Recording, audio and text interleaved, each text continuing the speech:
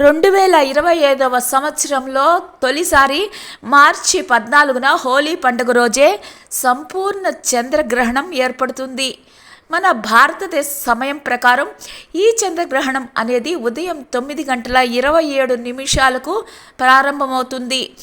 ఉదయం 11:56 సంపూర్ణ చంద్రగ్రహణం ఏర్పడుతుంది.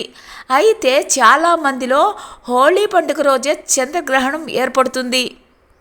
దీని ప్రభావం ఎలా ఉండబోతుంది, పండుగ జరుపుకోవడంపై ఏమైనా ఆంక్షలు ఉన్నాయా అని అనుమానాలు ఉన్నాయి. ఈ గ్రహణం పగలు ఉంటుంది కాబట్టి చంద్రగ్రహణ ప్రభావం భారతదేశంపై ఏమాత్రం ఉండదు.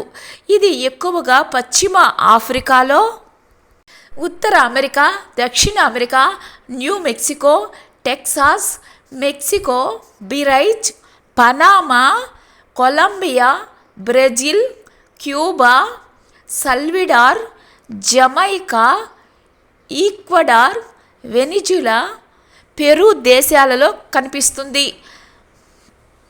భారతదేశంలో కనిపించదు కాబట్టి ఎటువంటి గ్రహణ నియమాలు పాటించాల్సిన అవసరం లేదు. అందువలన ఎలాంటి ఇబ్బందులు లేకుండా మార్చి 13న హోలికా దహనం, మార్చి 14న హోలీ పండుగను జరుపుకోవచ్చు.